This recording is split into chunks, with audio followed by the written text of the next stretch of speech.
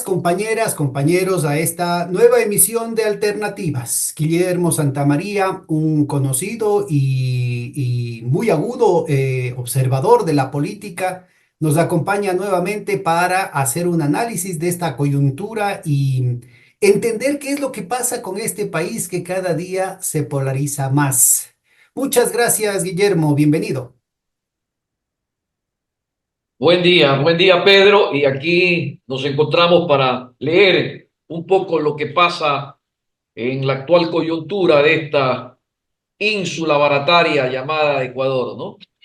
Bueno, se suponía que Daniel Noboa era el joven fresco, supuestamente el empresario progresista que iba a estar más allá de las antinomias, más allá de las polarizaciones, que él no estaba en contra de nadie, que él estaba a favor. Y resulta ser que ha sido la versión corregida y aumentada del anticorreísmo, pero más venenoso.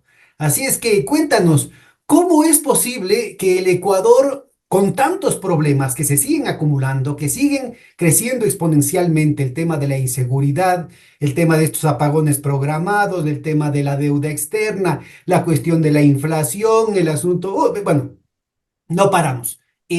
En el Ecuador sigue primando una dicotomía alimentada artificialmente desde las redes sociales y los medios de comunicación. Quién sabe cuánto de eso es plata del National Endowment for Democracy, ¿no es cierto? De esta dicotomía correístas, anticorreístas. Pedro, primero lo de Novoa, ¿no? A mí me parece que es bueno recordar que Daniel Novoa llega a la política con poco recorrido. Llega a la política desde una curul de la provincia de Santa Elena, provincia que conozco muy bien yo, además, ¿eh? La conozco muy bien. Llega obteniendo el tercer curul llega a la Asamblea. Hace un periodo parlamentario discreto, no exitoso, pero con el billete en la mano se llevó a algunos legisladores a Rusia, presidió la comisión, bien, en fin, puso a trabajar, puso a trabajar a un grupo de comunicación alrededor de su figura y fue labrándose la figura para la candidatura presidencial. En la candidatura presidencial ya sabemos lo que ocurrió, la muerte de Villavicencio, el debate, en fin, y él logra colocarse en ese escenario, en ese escenario en donde, en donde le caen los electores a su favor por inercia, se diría, ¿no? Por inercia. Electores que estaban buscando salir de esa bipolaridad correísmo-anticorreísmo, encuentran en él, en ese debate, una voz fresca, una voz en la cual se podía confiar. Él hizo una buena actuación en el debate y a partir de ahí, en el segundo debate, lo que hizo fue sentarse a esperar que el anticorreísmo cayera a favor de él. En síntesis, Pedro, a mí me parece que Novoa es un improvisado en política. Novoa, no es que me parece, es que lo es. Es uno de esos, es una de esas personas que ha caído en la política ecuatoriana proveniendo de una familia muy rica, que tiene rica en razón de que el abuelo hizo la riqueza, ¿no? Álvaro Novoa no la hizo, el hijo. El viejo la hizo, el viejo Novoa Naranjo, Luis Novoa Naranjo es quien hace la riqueza. Estos otros son herederos. Y la política daría la impresión que para ellos es una actividad más de los tantos negocios que tienen, ¿no? No tiene partido político. La política sin partido político no es política. Es como el cura sin iglesia. Es como el bombero sin manguera, ¿verdad? No es política. Pero mira, Esto, parecería ya que ese esquema de los partidos políticos era algo de finales del siglo XIX y del siglo XX, ya en el siglo XXI, desde finales del siglo XX mismo. ya se plantea otras necesidades. Todos los partidos políticos, todo ese esquema de representación, todo ese esquema de negociación ha sido tumbado en el sur global, pero también en las propias metrópolis, en el centro del imperio. Es decir, cada vez más estos improvisados de la política son simplemente productos de una fábrica, es decir, son una marca que se vende con el marketing político, con un equipo de consultores, ¿no es cierto?, que lo que tiene es una agenda específica de un grupo de financistas y lo demás se compra, ¿no? Lo demás se compra en las redes sociales, en los medios de comunicación e inclusive en redes clientelares que están de alquiler. Eso está pasando en el norte, eso está pasando acá en el sur. Es evidente, ¿no es cierto?, que los partidos políticos han venido a menos, es decir, no solamente que ha habido un proceso de traiciones, por ejemplo, de la democracia cristiana de hace 40 años, la mayor traición del propio Hurtado, ¿no es cierto?, que da la vuelta a lo que fueron sus propios libros en torno al socialismo comunitario, en términos de una propuesta de modernización antioligárquica, de recuperación de la tradición de la doctrina social de la Iglesia, la socialdemocracia a través de la izquierda democrática, el momento en que el gobierno de Borja entrega el manejo económico a la democracia cristiana queda totalmente desdibujada, ¿no es cierto? Todos sus cuadros tecnocráticos fueron totalmente desbaratados y de ahí ha venido un proceso de total descomposición, ¿no? Hasta los niveles que hemos visto en los últimos años. Ahora trata de recuperarse una imagen de centro, al menos de centro, con Rabascal, pero como partidos políticos de esos dos grandes. Luego tenemos el gran partido clientelar, que sería el Partido Social Cristiano. Pero aparte de eso, ¿no es cierto?, no hemos tenido pues una verdadera formación política. La Revolución Ciudadana se definía desde su concepción no como un partido político, sino como un movimiento y pretendía ir en contra de la partidocracia. Y lo que vemos ahorita, ¿no es cierto?, es una cantidad de carcasas que están a la venta o al alquiler del de turno, ¿no? Llega a tal nivel de descomposición que triunfos electorales importantísimos, como por ejemplo el 7 veces sí de Moreno, que podía haberlo capitalizado políticamente, no hizo el menor intento de capitalizar como hubiese sido la lógica en un régimen verdadero de partidos, en un régimen que efectivamente basaba la negociación, la representación, la gestión del Estado desde la lógica de estas estructuras, ¿no es cierto? Lo que Althusser llamaba los aparatos ideológicos de Estado, es decir, una forma de interfase entre el aparato gubernamental y la sociedad civil para generar correas de transmisión, no solo de la política, sino también de la ideología. Bueno, todo eso muestra claramente que, y lo mismo pasa con Lazo, ¿no?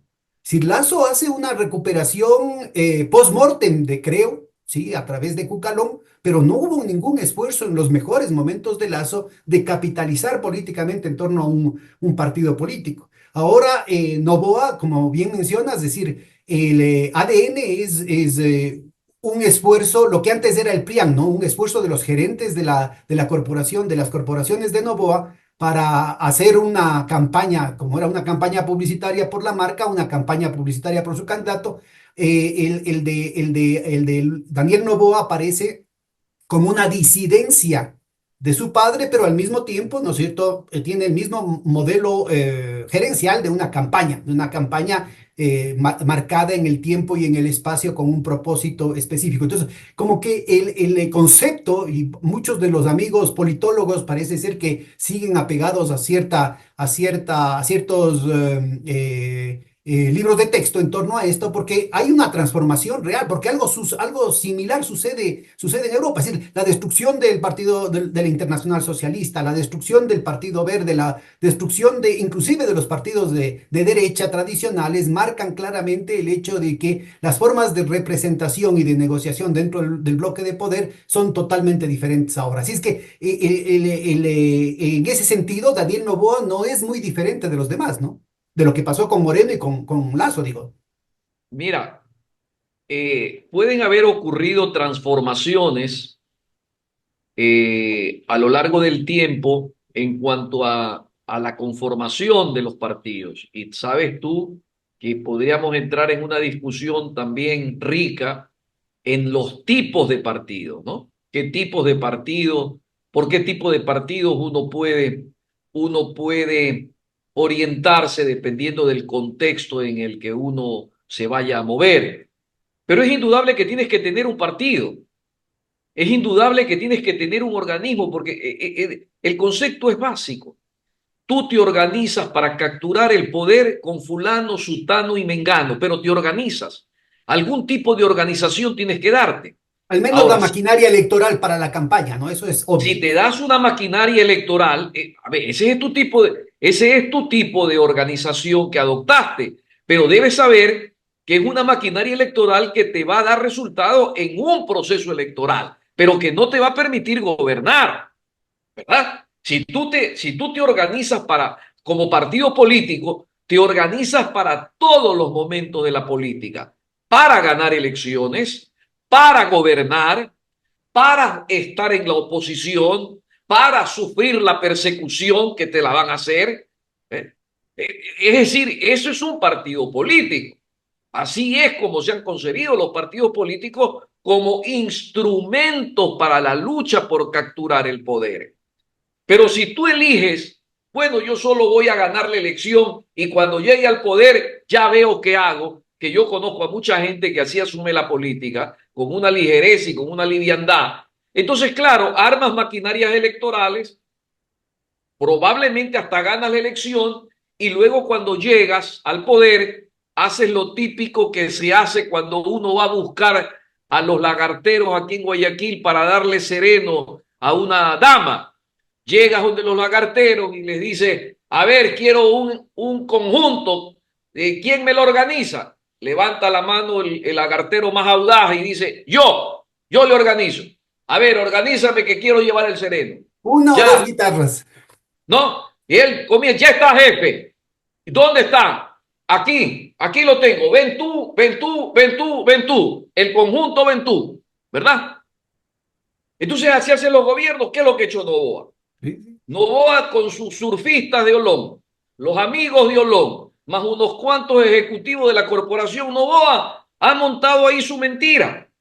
Pero el precio es alto, porque son muchachos que no tienen la formación, unos pobres diablos que están ahí, que no saben lo que ocurre en sus ministerios, que no saben qué es lo que pasa con las políticas públicas. Tú hablas de política pública y ni entienden de política pública.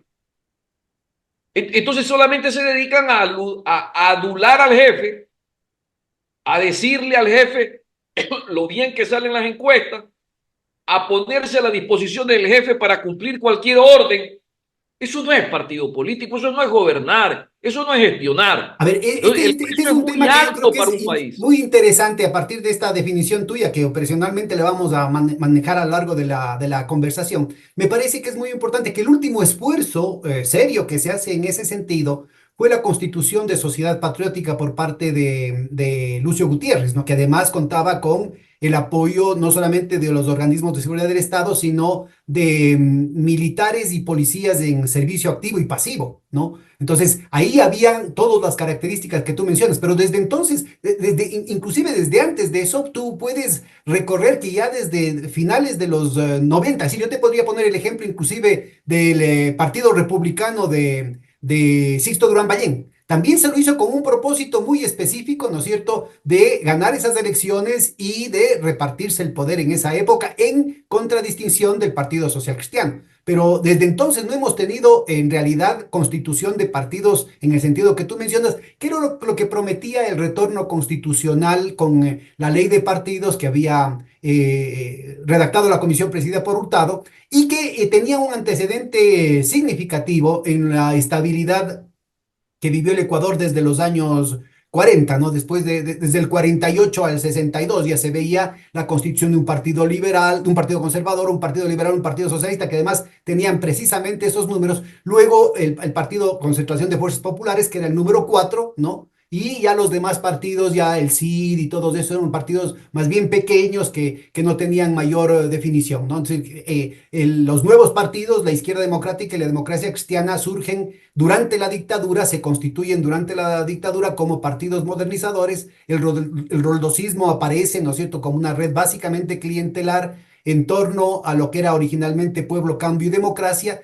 Pero, insisto, ¿no? De un tiempo para acá, cada vez es menor el esfuerzo real que se hace por parte de los grupos de poder o por parte de los grupos que disputan el poder por constituir propiamente partidos. En el caso específico de Daniel Noboa, lo que se ve es el mismo ejemplo de su padre, ¿no es cierto? Campañas, así como hacen una campaña publicitaria sus, no sé, pues Quaker, ¿no es cierto? Entonces movilizan a sus gerentes, destinan, encargan cosas y a veces destinan gerentes incapaces para garantizar que haya problemas y después vender la solución, ¿no? Eso también es importante ubicar. Y sigo con la idea, Pedro, porque a mí me parece una beta muy rica para incluso hasta para un trabajo académico. Eh, eh, Mira, el precio que estamos pagando como país por esto que estamos intentando describir es muy alto, porque ¿de dónde deben salir los políticos? De los partidos políticos. No pueden salir de las iglesias. Y si salen de las iglesias, salen con taras. Los políticos que salen de los cuarteles, como los políticos de sociedad patriótica a los cuales tú mencionabas, salen de los militares, salen de los cuarteles, o salen de las cámaras de comerciantes, de industria. Los políticos tienen que salir de los partidos políticos. Esto es una lógica cartesiana elemental. No, eludirla es crear un caos en la política. Entonces, cuando tú llegas al país hoy, Correa surgió como surgió. Correa surgió por un acumulado de cosas, hay una serie de explicaciones ahí que se hacen, pero Correa tiene una particularidad, su carisma, su convocatoria, luego después su capacidad de gestión. Y él podía darse el Y el lujo proyectarse como la referencia antisistema, ¿no? Es decir, la cuestión en contra de la partidocracia, en realidad una cuestión antisistema porque era en contra del Fondo Monetario Internacional. en ese momento en el que surge, ¿no? En ese momento en el que surge.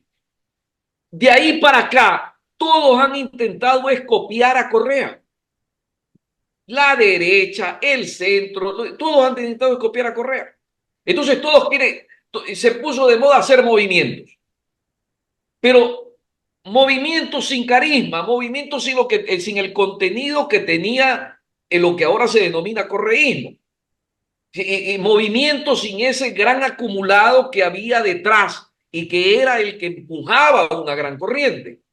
Pero todos se dedicaron, si tú ves, desde el 2007 para acá, lo que se han constituido son movimientos no sé cuánto, movimientos no sé cómo, movimientos no sé cómo. Y todos confiados en que simplemente es cuestión de inscribirse como candidato y a ver qué sucede, ¿no? Y confían es en los comunicadores, en los equipos de marketing. Partido político, eso no, eso que lo hagan otros. Y cuando tú, hoy podemos ver la lista de los candidatos presidenciales, algunos verdaderamente dan hasta pena, hasta pena. Hay ahí algunos que no pasarían, te lo puedo asegurar, una ficha de ingreso a un curso de posgrado o a un curso o a entrar a la universidad, por las características incluso psicológicas que tienen algunos, ¿no? Pero sí, eso es elemental ahí. Pero sin embargo están en la arena política hoy y tienen y lo peor del caso es que el contexto que tenemos hoy en el Ecuador es que como tienes una norma que obliga a aquel que ha ido a inscribir un movimiento y ha logrado legitimarlo y ha logrado inscribirlo, está obligado a presentar candidatos. Entonces, todo el que tiene un movimiento tiene que presentar candidatos. Pero como no funcionan como movimientos ni como partidos, se dedican a venderlos, a alquilarlos, o se comienzan a buscar a quién poner de candidatos. Entonces, en estas épocas preelectorales, tú encuentras a los directores de esos movimientos o partidos buscando candidatos donde pueden para ver cómo los instalan. En otros casos, vendiendo los partidos, a ver, o los movimientos. Tú quieres ser candidato, aquí está, Ahí toma, están o los te lo familiares de alquilo. Moreno que tienen varios partidos de alquiler, ¿no?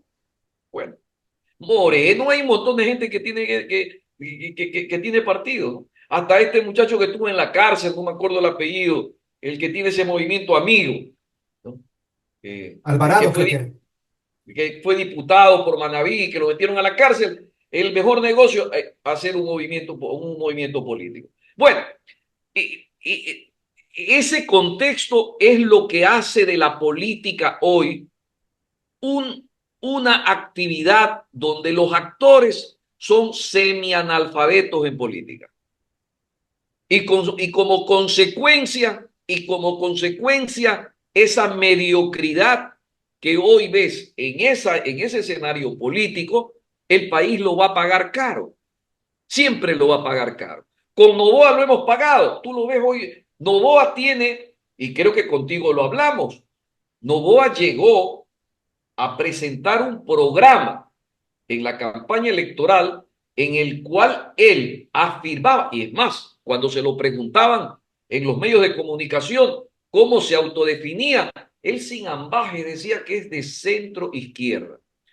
Entonces, cuando tú ves que hay una pérdida de contenido de estos conceptos, de izquierda, derecha, centro, aquí hay un festival de conceptos que son normalmente sugeridos por los marqueteros, ¿no? Los marqueteros van y le dicen al candidato, tienes que decir esto, porque esto es lo que conviene que digas, porque esto es lo que espera el electorado que digas. ¿Qué estás haciendo? Lo estás vaciando a la política de contenido y estás convirtiendo al pelafustán que está metido en política, lo estás convirtiendo en un actor. Y en consecuencia armas un escenario con costos para la gestión pública y para el destino de un país terribles. Que todo esto lo Novoa, termina pagando, todo esto lo termina pagando el pueblo ecuatoriano a través de los subsidios del Tribunal Electoral, ¿no? todo Cuéntanos, esto, ¿cómo funciona? ¿Tú tienes más o menos una idea de cómo funciona el mecanismo? ¿Cuál es el negocio este, el negociadito este de tener un partido político? ¿Por qué es un buen negocio? ¿Será por el tema de las agencias de publicidad? Eh, yo me acuerdo, en el péndulo de Foucault, Humberto Eco tenía una explicación respecto a cómo sobrevivían en Europa las editoriales que publicaban libros que no se vendían nunca, solamente sobre la base de los subsidios. Parece ser que es algo parecido lo que tienes aquí con la cuestión de los partidos, ¿no? Porque no tiene sentido. Son partidos, 16 candidatos de los cuales, de acuerdo a las encuestas, algunos no pasan del 1%. no pasa del 1%. Yo acabo de ver ayer encuestas y no pasan del 1%. Mira, la normatividad electoral ha ido volviéndose muy laxa, ¿no? Volviéndose muy laxa. Y te vuelvo a decir, para bien o para mal, el aparecimiento del correísmo en el 2007, lo que originó en los otros que querían hacer política fue intentar imitar a Correa, intentar imitar, sin que ellos sean la encarnación de un acumulado, como estamos diciendo, y sin hacer lo que se tiene que hacer en política. No, ellos creyeron que era cuestión de imitar, de tener carisma, de tener llegada, de recorrerse de vez en cuando el país y unos tres, cuatro contactos por ahí y reunirse de un par de Vinicius Alvarado, para ponértelo de alguna manera, ¿no? Y ya, yo con eso llego a la presidencia de la República. Y obviamente lo que tú has venido, o lo que hemos venido constatando de ahí para acá, es un empobrecimiento de la actividad política. Los tradicionales, ¿qué partidos políticos quedan del año 79 para acá? Te los puedo enumerar, de los grandes. Queda el cadáver insepulto de Izquierda Democrática. Democracia Popular desapareció. Hasta el número. Pero siguen siendo las eminencias grises de todo gobierno de derecha, ¿no? Del salvataje bancario, de la sucretización del salvataje bancario, del gobierno de Sixto Durán, de la crisis bancaria, de toda la corrupción en el gobierno de Maguad, en el de Noboa. Luego estuvieron con Lucio, luego estuvieron con Moreno, con Lazo y ahora también con Noboa, ¿no? Pero eso confirma lo que estamos diciendo. Eso confirma que esas organizaciones políticas de la década del 80 tenían tanta fuerza que muchos de los que integraban esos partidos hoy siguen teniendo presencia y ocupan un lugar, Pero ya no es la ¿verdad? estructura, ya no es la estructura, Pero sobre todo la ya maquinaria no están electoral que está totalmente en bancarrota, sino esas numerosas 15 personas de las que hablaba Alejandro Carrión, ¿recuerdas? correcto, correcto, correcto, ¿verdad? Pero mira, esa gente en la década del 80 estaba agrupada. Tú podías más o menos con claridad saber dónde estaban. Ahí están estos y estos representan estos. Esto lo de acá y esto lo de acá. Hoy no. Y eso se traduce incluso, y yo tengo algunos amigos empresarios de aquí de la zona de Guayaquil que te dicen abiertamente que a ellos no les interesa la política. A mí no me interesa la política. No quiero saber de política, eso que lo hagan otros. Y cuando te dice que lo hagan otros, te están diciendo es, yo voy a apostar por esos otros si me conviene. Y que otros lo hagan. Y que otros piensen por mí. Y si no, mira, hay un total desinterés y un total oportunismo. Es un momento crítico para el país. Y vuelvo a la idea que no quiero dejarla pasar. Izquierda Democrática, un cadáver insepulto. Democracia Cristiana desaparece. De ahí había una serie de partidos que venían desde la década del 30, 40, Partido Liberal, Partido Conservador, tradicionales, se quedaron en el Todos camino. esos se fusionan a partir del Frente de Reconstrucción Nacional y del Frente Nacional de Restauración, que era la contraparte a nivel de los gremios, sobre todo empresariales, se terminan Con consolidando como Sixto, Partido Social Cristiano, ¿no? con Sixto, fundamentalmente la primera, el Frente ese de Reconstrucción No, lo arma sobre León, todo con luego Febres. Sixto Febres fue el gran también. liderazgo, ¿no? Pero el Partido Social Cristiano es curioso. Partido Social Cristiano que lo funda Camilo Ponce, que lo recoge León Febres Cordero, mira, todavía dura. Es un cascarón, ya no tiene nada que hacer con los orígenes, tal como León Febres Cordero lo rearmó, ni siquiera después con la disidencia que hizo Sixto y que armó Pero yo te diría otro que frente. el Partido Social Cristiano, o lo que queda del Partido Social Cristiano, inclusive ahora en plena crisis, es más parecido al partido que armó o que reconstruyó Febres Cordero, que lo que queda de la izquierda democrática y lo que queda de la democracia cristiana respecto a lo que eran en 1980 y 1979. Es que mira, yo que tengo la empiria, recuerda que yo fui secretario general de la Izquierda Democrática en sus orígenes. Yo hice con Javier Ledesma y Fernando Larrea el trabajo político aquí en la provincia del Guayas para constituir el partido. Y luego Javier fue director nacional y yo fui secretario nacional cuando por segunda ocasión Borja, por tercera ocasión se iba a lanzar a la presidencia, porque en la primera perdió, en la segunda también volvió a perder y en la tercera llegó. Eh, eh, a ver, nosotros en la izquierda democrática, el concepto que había era el concepto tradicional de un partido político. Buscábamos estar cerca de los movimientos sociales, buscábamos representar a los movimientos sociales de la época, buscábamos representar a esa clase media que estaba creciendo en esa época y que queríamos consolidarla. Buscábamos hacer realidad los principios de la socialdemocracia. Permíteme una nota que podrías aclararnos ahora como una primicia para el público. Cuando en esas épocas, justo para la tercera, eh, Pepe Chávez, no, ya en la segunda, en la que perdió con Febres Cordero, Pepe Chávez se acercó a la izquierda democrática a ofrecer un estilo laborista, ¿no? Es decir, de incorporación del sindicato al partido, de todas las CEOLS al partido, que la CEOLS era en ese entonces la central sindical más grande del país, la más industrial, además, la que tenía mayores recursos y mayor representación en las zonas urbanas.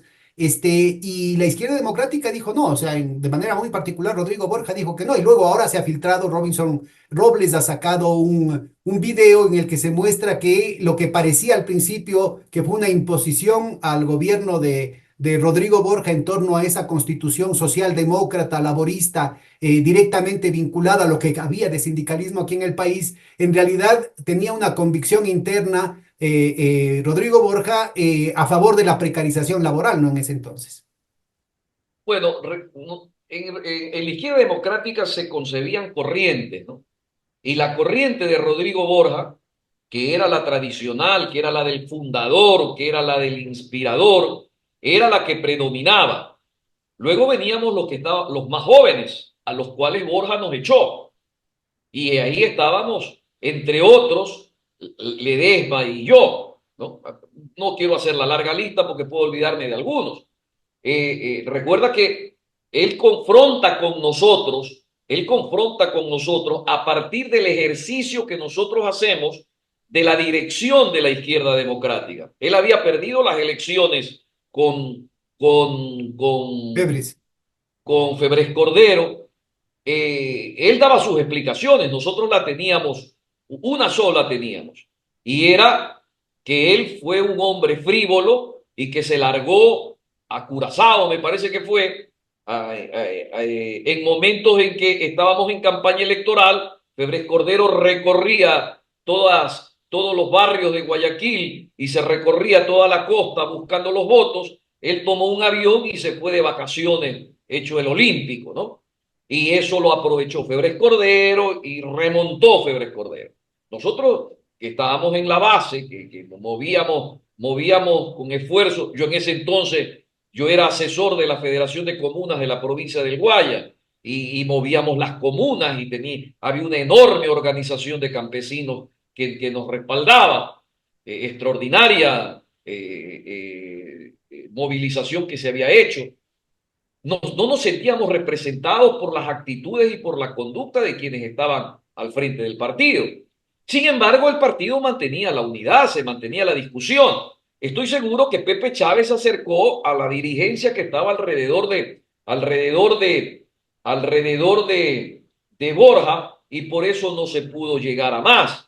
Efectivamente, Borja de hecho, el ejercicio de Borja del poder fue discreto en cuanto a resultados desde el punto de vista práctico de transformar el país. Fue muy discreto. Ya nosotros no estábamos en izquierda democrática, ya nos había votado Borja, ¿no? Ustedes Ya, estuvieron más cercanos a Raúl Vaca Carbo, ¿no? Raúl Vaca era muy amigo de todos nosotros y fue el dirigente al cual pudimos echar mano para que nos representara. Pero puedo asegurarte, pero Vaca generacionalmente estaba más cerca de Borja. Ideológicamente estaba un poquito más cerca de lo que nosotros aspirábamos a que como partido fuésemos construyendo camino. Pero Eh, otra gente como, no sé, pues Pedro Sade Herrerías, ellos son Fidel Jaramillo Padre, Polo Barriga, no, eran la izquierda serrana, digamos, de la izquierda democrática, no tenían acercamiento con ustedes. Sí, pero ellos son paracaidistas ya, pues. Ellos llegan a Izquierda Democrática cuando ya Izquierda Democrática estaba constituida. Ya Izquierda Democrática se encontraba en la lucha final por el poder. ¿Ves? Ya llegan ellos a la, ¿cómo se llama? Ya después de que había perdido Borja las elecciones, ¿no? O Ya sea, llega ellos para la tercera, que fue la vencida, digamos. pues llegan para la tercera, ellos ya llegan a la comida, ya estaba hecho el mantel, ya estaba la comida Bueno, lista, pero ya hay que estaba todo acordarse que la puesto. izquierda democrática sale como una fusión de un sector del Partido Liberal, de Andrés F. Córdoba, sobre todo los hijos de Andrés En F. la Córdoba, sierra, en la en la sierra, sierra, en la sierra. y del Recuerda que Partido Socialista, ¿no? Borja venía del Partido Liberal, ¿no? Venía del Partido Liberal. Y había un gran organizador que era el hijo de Andrés F. Córdoba, que se llama Manuel Córdoba Galarza. Él era uno de los grandes estrategas políticos de este grupo que estaba en Quito, concretamente en Quito, se encontraba en actividad. Yo recuerdo perfectamente, te estoy diciendo cómo nosotros teníamos aquí, todos venían de ser funcionarios de la dictadura. Vaca venía de ser funcionario de la dictadura. Ledesma venía de ser funcionario de la dictadura. Fernando Larrea venía de ser funcionario de la dictadura. Que te estoy hablando del núcleo que habíamos constituido nosotros aquí. Y algunos de nosotros que veníamos de la Universidad Estatal de Guayaquil, que veníamos de prácticas de izquierda, de lo que se llamaba en ese entonces revolucionaria, que vendían del Partido Comunista, del Partido Socialista, etcétera, que nos metimos Qué tanto pudieron ustedes articular otros sectores de la costa guayaquileña, sobre todo, por ejemplo, en la tradición de Carlos Julio Arosemena Monroy? Carlos Julio en ese momento Aliado de era Febres. era un personaje que había, y te digo que no sé ni siquiera por qué tú me preguntas eso, yo tenía mucha cercanía con la familia Arosemena y no podría este rato darte una explicación de por qué no nos juntamos con Carlos La Julio. crisis del la crisis del banco de descuento, eso es lo que estuvo detrás del chantaje que le hacía Febres Cordero al grupo de Arosemena Monroy en torno Ajá, tienes a un razón. banco que se sostenía con babas y que finalmente terminó cayendo. Terminó cayendo, correcto, sí. Bueno, yo no recuerdo bien, pero a Carlos Julio yo luego lo topo en la década del 90 y él tuvo la deferencia enorme de llevarme como su asesor en el último periodo parlamentario de él y estuve con él 3 años. Él tenía un bloque legislativo. Yo todavía puedo exhibir lo que dice, lo que dicen en la Asamblea Nacional, el nombramiento que te dan en la Asamblea Nacional, del contrato que te dan, ¿ves? Asesor del bloque nacionalista revolucionario. El bloque era Carlos Julio y yo, no había más bloque, ¿no? Pero en esa época del 80, te quiero insistir, sí había voluntad de hacer partido político, voluntad por llegar al poder como partido y poder hacer realidad las ideas. Mira, te cuento una anécdota. Era director nacional, asumía como director nacional Javier Ledesma. Habíamos perdido la elección con Febres Cordero y la candidatura de, de Rodrigo Borja. Teníamos mayoría parlamentaria teníamos en el nacional. Es más, Vaca estaba ya en estaba de presidente, Esa pérdida con Febres Cordero, el vicepresidente era Aquiles Rigail, ¿no? sí me parece, sí me parece. Entonces, esta es la anécdota. Había, Javier ya había sido, ya estaba con la venia de Borja y con la venia de todos por unanimidad, iba a ser el director. Tenía que formarse para ser director nacional. Era un acto grande que en el Teatro aquí 9 de octubre, el acto de posesión de Javier Ledesma, ya se había posesionado como presidente Febres Cordero, y a mí, por supuesto, como parte del equipo, me toca hacer el discurso de orden del director nacional. Elaboro el discurso inspirado en en todo lo que pasaba en Inglaterra. Tú sabes que ahí hay el gobierno a la sombra que hace tanto el Partido Conservador como el Partido Liberal cuando tú tienes que hacer Como los oposición. laboristas, más que los laboristas, ¿no? Más que los liberales. El gobierno a la sombra que tomar los bloques del Ejecutivo, agricultura, electricidad, los bloques, y poner a técnicos a hacer seguimiento de la política pública y a ir monitoreando aciertos, deficiencias y confrontándolo con el plan de gobierno de tu partido. Ese es realmente. Y entonces elaboro el discurso como partido de oposición y se lo hago a Javier. Le digo, mira, este es el discurso a darlo, ¿no? Todo el país en la expectativa con que dominábamos el Congreso, que habíamos perdido la elección por pocos votos y que se esperaba pues, que la siguiente íbamos a hacer gobierno. No alargo el cuento. Javier da lectura al discurso y al siguiente día los medios de comunicación de entonces titulan Javier Ledesma, nuevo director de Izquierda Democrática, gobernaremos desde la oposición. Ese fue el titular que pusieron. Gobernaremos desde la oposición. Febres Cordero en Carondelet agarró una ira en torno a eso.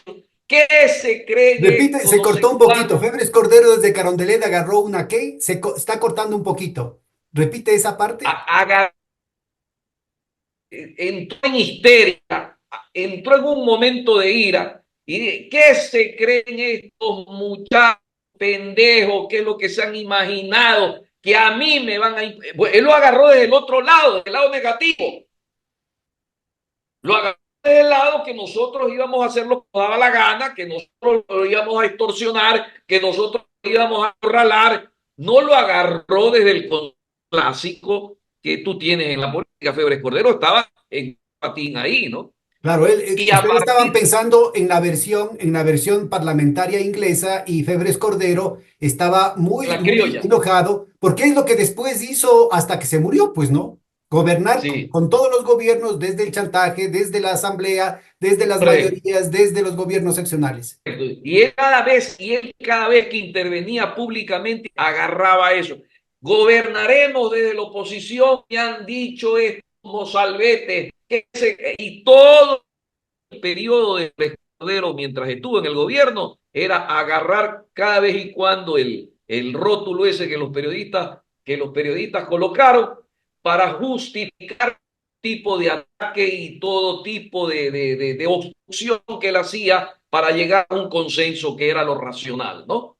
En fin, esto te lo cuento porque eso no está en la historia, pero eso es parte de las vivencias políticas. Ese gobernaremos en la oposición, que uno lo hizo desde, con un sentido político muy preciso, terminó siendo para la izquierda democrática un momento crítico y terminó siendo para el gobierno de Febres Cordero el instrumento con el cual él justificaba todo tipo de... Fíjate tú. En fin, yo te digo que de esa época para acá, Pedro, No, no, pero yo nos no falta, nos encuentro, hemos dedicado un buen rato a la izquierda democrática, nos falta hablar un poco de la democracia cristiana, ¿no? La democracia popular tuvo en su momento una cantidad enorme de cuadros de izquierda y de derecha que después fueron totalmente anulados, ¿no? Fueron totalmente, ¿cómo te digo?, opacados por esta redefinición de lo que era un partido. Acuérdate que se decía que la democracia cristiana era el partido sandía, porque era verde por fuera y roja por dentro. Entonces querían convencer que Osvaldo Hurtado era comunista. Imagínense ustedes sí, cómo funcionan, ¿no es cierto?, las mentiras de los medios de comunicación y de las redes sociales, que logran convencer de cosas tan que vistas a la distancia y que no es una cuestión muy lejos. El doctor Hurtado todavía vive, ¿no es cierto? Y nadie creo que le puede creer ahora que él haya sido alguna vez tildado de comunista. Y eso se mostró justamente en el hecho de que esos 15 numerosas personas terminaron desplazando a todas las otras facciones, entre las que se contaba una buena cantidad de presidenciables, ¿no? mira, para desgracia mía o para felicidad mía, yo, yo, no, yo estuve muy cercano también a la democracia cristiana después de que Borja nos votó a nosotros. El partido al que yo me acerco es a la democracia cristiana. Y la democracia cristiana tenía una característica distinta a la de la izquierda democrática. El esfuerzo que se hizo en izquierda democrática era muy diferente al de la democracia cristiana tal como yo lo experimenté y lo viví. Yo estimo que en la izquierda democrática sí había un esfuerzo por ser un partido de masas, de ir a vincularte fundamentalmente con esos electorados nuevos que comenzaban a aparecer, especialmente alrededor de Guayaquil, de Quito, esas masas esas masas de población inmigrante que venían, ¿no? Eh, no, yo no experimenté en la democracia cristiana ni pude ver eso mismo en la democracia cristiana. En la democracia cristiana sí había más bien una vocación por ser un partido de cuadros, como llamábamos en nuestra época ese tipo de partido. Un partido por capturar cuadros, por capturar personas, reclutar personas con alguna formación, en algunos casos incluso ellos le proporcionaban también formación y incorporarlas, ¿no? En Izquierda Democrática no vi yo, no vi tanta vocación por eso. Mira, solamente por ponerte un ejemplo que yo nunca lo vi hacer a Osvaldo Hurtado eso, ni si a Magua tal vez, pero Rodrigo Borja era de los que tomaba el carro, y lo mismo que Javier Ledesma, tomaba el carro, recorría el país desde el Carchi al Macará, provincia por provincia, se detenía cantón por cantón, y que en cantón por cantón conversaba y hablaba con los organismos gremiales, con los organismos de representación productivo, y ahí encontraba la manera de ver cómo elegía lo que ellos consideraban más cercano y lo incorporaban. Ese tipo de trabajo, ese tipo de trabajo meticuloso, de detalle, sacrificado de todos los días, de sábado, domingo, era un tipo de trabajo que yo no lo vi ya en la democracia cristiana. La democracia cristiana era más bien urbana, de zonas urbanas, situado en zonas urbanas, buscando reclutar Bueno, pero lo personas que en pasa es que el universidades, en diseño de la cámaras. democracia cristiana era un diseño mucho más científico. Si tú quieres, era un espejo contrainsurgente de lo que planteaban Lenin y Gramsci, ¿no? Es decir, el tema de los Sí, intelectuales orgánicos, ¿no es cierto? Dividido además correcto. por segmentos sociales, por lo que podrían ser clases o fracciones de clase, ¿no? Entonces, en los libros de Hurtado de los años 70 hacen el marco teórico de eso, ¿no? La Organización Popular en el Ecuador, dos mundos superpuestos, el poder político, marcan claramente, inclusive hacen una corre lista, ¿no? A ver, entonces, Hurtado tiene, ¿no es cierto? Dices, no tienen el sector rural, bueno, tenía la FENOC, ¿no? O sea, Claro, la pero, conversión de la CEDOC, de la Central de Obreros Católicos, hacia la Central de Organizaciones Clasistas, implicaba el pasar de un partido, una central sindical dominada por la Iglesia Católica y el Partido Conservador hacia las fracciones más modernistas que básicamente eran la juventud de la democracia cristiana, algún sector del cual se fue a la izquierda, ¿no? La izquierda cristiana y otros sectores de allá. Luego tenías pero, el tema, dentro de la CEDOC tenías la FENOC, ¿no? Entonces tenías las organizaciones campesinas también. Luego tenías la pequeña industria, tenías sectores de la economía, lo que ahora se llama la economía popular y solidaria, en ese entonces se llamaba la economía marginal. Luego tenías sectores, inclusive tenía el mismo tipo de trabajo a nivel de los banqueros. Recuerda, el Banco Continental era parte de eso. Inclusive sectores del Banco de Guayaquil eran parte de eso. Entonces, tenía una situación selecta, ¿no es cierto?, en cada uno de los segmentos de la sociedad para un movimiento estratégico.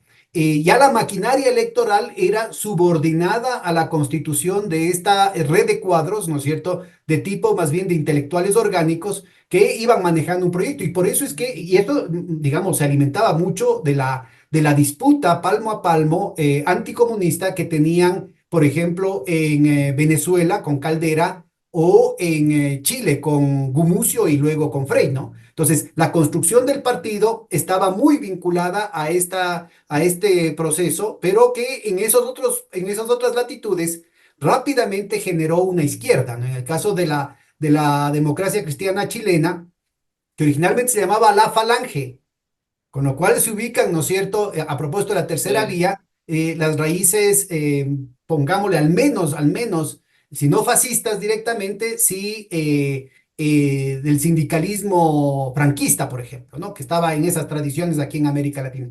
En el caso de la democracia cristiana chilena, eso rápidamente generó fracciones dentro del partido y disidencias que terminaron constituyendo al MAPU obrero campesino, al MAPU, a la izquierda cristiana y dentro de la propia democracia cristiana a la tendencia, ¿no es cierto?, vinculada a Rodomiro Tomic, a Velasco y a otros actores muy importantes con una tradición muy enraizada, ¿no es cierto?, en la doctrina social de la iglesia y en el pensamiento cristiano de tinte social tipo Jacques Maritain. Entonces, tú tienes una riqueza muy, muy importante que en algún momento se la dio aquí, sobre todo a través de las fundaciones. La democracia cristiana tenía una red de fundaciones que la de izquierda democrática no tenía, y toda esa producción intelectual, toda esa producción programática, que algo de eso aparece en la Constitución del 78, eh,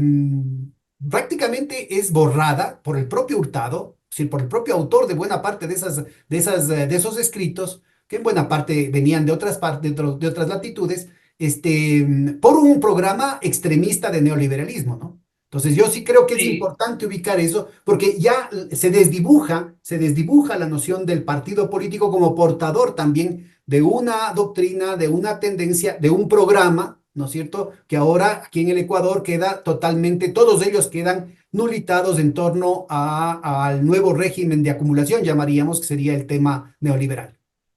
mira, muy bueno lo que me acaba, esa descripción que acabas de hacer, recordando el contexto, especialmente la democracia cristiana.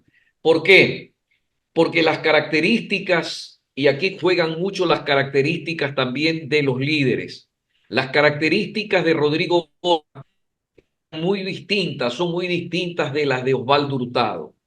Osvaldo Hurtado, muy partidario siempre de este tipo de agrupaciones, de la pedagogía, de la capacitación, de escribir. Borja más bien a veces apesadumbrado porque no podía ser un líder de masas, pero buscaba. Yo nunca vi a Osvaldo Hurtado en una concentración dando un discurso de masas.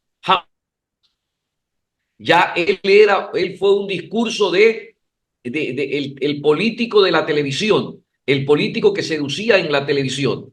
Ya fue un político de televisión, pero todavía los partidos políticos buscaban hacer las grandes concentraciones y a partir de esas grandes concentraciones buscar seducir a las. Bueno, compañeros, después de ciertos problemas técnicos, que esperemos que sean solamente debido a la pésima calidad del internet acá y no sean intencionales. Guillermo ha tenido que cambiarse a su iPad para poder trabajar y vamos a completar las anécdotas. Estabas contando las diferencias de estilo entre Hurtado, que jamás se exponía a grandes mítines para encantar a las masas con su carisma, versus un Rodrigo Borja que al contrario buscaba ese tipo de liderazgo. Sigamos desde allí. Sí, mira, Borja no era precisamente un orador de masas, más era un orador académico, pero él siempre intentó y buscaba los escenarios de grandes mítines, en donde obviamente Raúl Vaca Carbo le sacaba una enorme ventaja, puesto que Raúl Vaca era un mitinero extraordinario, ¿no? Y había oradores feroces ahí en la izquierda democrática, cosa que yo no encontré, y tú te podrás dar cuenta, en la democracia popular eso no existía. La, Osvaldo Hurtado es el político de la televisión, el político que inaugura una nueva etapa política en momentos en que entraba la televisión en escena, como ahora las redes sociales, ¿verdad? Entonces, ya no es, los partidos, los mítines eran indispensables, sí, eran necesarios, sí, pero ya no eran los únicos. Ya además se encantaba y se seducía a través de la televisión. Y Osvaldo Hurtado, con esa sobriedad y con esa manera de dirigirse académica y a veces coloquial, él encontraba en la televisión una buena fórmula, la exhibió cuando ejerció el poder luego de la muerte de Jaime Roldós. Tú recordarás que Jaime Roldós era lo contrario. Roldós era un orador extraordinario, un orador de masa, ¿no? Y Osvaldo Hurtado lo complementaba.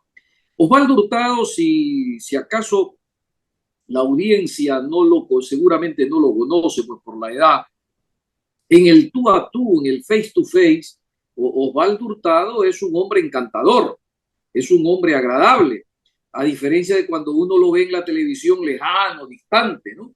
De ahí que él hace en la construcción del partido este liderazgo del cara a cara, una manera como se fue construyendo la democracia popular, además de que esa es una buena fórmula cuando tú estás reclutando cuadros, ¿no? Yo encuentro ahí una diferencia. La época de Maguad, cuando la exitosa alcaldía de Maguad en Quito, y luego desde ahí la plataforma para ser candidato presidencial, Maguad tenía también esas características ya del orador de televisión, pero no del orador de mítines tipo Abdalá Bucaram, ni siquiera yo te diría del gran orador parlamentario, ¿no? Pero tenía tenía sobre sus hombros y sobre él estaba la manera como había gestionado Quito. Y eso lo hizo por un formidable candidato presidencial, además de la alianza que la democracia popular hizo con el Partido Social Cristiano. Y eso lo llevó a la presidencia de la República. Yo te diría que dos maneras y dos fórmulas totalmente diferentes de dos partidos quiteños tradicionales. El otro que surge en Quito con Camilo Ponce Enríquez, pero que se afinca y se robustece en Guayaquil, es el Partido Social Cristiano, con características distintas, diferentes. Hoy, pues, atravesado por una crisis que vamos a ver si sale. Yo me adhiero siempre a la frase: no hay político muerto, político, ¿no? Y el caso de Jaime Nebot es un animal político. No creo que él vaya a dejar que muera ese partido tan fácilmente. Vamos a ver cómo se levanta, porque está atravesado por el fenómeno Muentes. Y yo creo que Bueno, eso Muentes es el público, pero también es Franco, ¿no? ¿cómo? Franco, amigo Franco. íntimo de Nebot, y que parece ser que es objeto de las presiones de parte de la fiscal, ¿no? Por eso es que la fiscal Claro, siempre es respaldada por el Partido Social Cristiano, dicen las malas lenguas. claro, pero el tema Franco está más oculto, más camuflado. El que ha golpeado y ha golpeado recientemente y fuerte es el de Muentes, ¿no? Y luego el no haber podido consolidar la candidatura de Topic, que la promovió, que la sostuvo en la elección del año pasado. Ahora ha tenido que cambiar de candidato y eso también lo va a afectar. Pero tú sabes que el Partido Social Cristiano ha aprendido a cogobernar desde la oposición, y esa cogobernación viene desde tener un porcentaje de legisladores. Si es una cantidad numerosa, mejor, pero si es entre 10 y 15, no le hacen asco a los social cristianos a eso, porque los convierte en un partido bisagra, ¿no? Y se maneja muy bien Nebot en eso, pero ese es un partido social cristiano de ahora. El Partido Social Cristiano de Febres Cordero en el poder, fue él el que lo construyó, fue él el que lo promovió y él el que lo sostuvo después durante las alcaldías. Eso ya no existe. Y vuelvo a insistirte, estamos en un momento de mucha mediocridad política. Yo no veo políticos, veo logreros de la política, pero no veo políticos. Ahora, mira, una cosa es el estilo de liderazgo. De nuevo, en el caso de Abdalá Bucaram y de Febres Cordero se ve el líder fogoso, carismático, ¿no? Es decir, muy dado a los mítines de masas. Y no estamos viendo la otra, la contraparte, que es la forma de liderazgo, o sea, la respuesta a ese liderazgo por parte de las organizaciones de base y las estructuras clientelares, sobre todo, ¿no? Es decir, me Sí, parece que en el caso de la democracia cristiana se intentó, al menos al principio, romper con esas estructuras clientelares, con un partido más ideológico. Lo que contabas de Borja, ¿no es cierto? Ese escogitamiento personal de cuáles podrían ser los referentes locales, garantizaba un mínimo de coherencia ideológica en esas estructuras. En el caso social cristiano y roldosista, lo que tienes es un reciclamiento, en un caso de todos los partidos tradicionales, ahí fueron retazos de las estructuras locales, las estructuras territoriales de los liberales, de los conservadores, con toda su relación, tanto con la iglesia como con la masonería, y de otros partidos, del velasquismo, por ejemplo, ¿no? Que estuvieron ahí reciclándose, familias enteras, ya terceras, cuartas generaciones que seguían funcionando en esos ritmos. En el caso roldosista, básicamente el CFP. ¿Cuáles son las características fundamentales? A ti que te ha tocado trabajar desde la militancia en la izquierda, que es otro tipo de organización de base, es una organización de base con conciencia de clase, es una organización de base que pretende, ¿no es cierto?, una participación efectiva de la gente respecto a sus intereses, no en términos de una movilización a favor de intereses oligárquicos, ¿no es cierto? ¿Cómo ves tú la diferencia entre estos distintos partidos y cómo atraviesan las turbulentas aguas de los 40 años de neoliberalismo? mira, a mí me parece que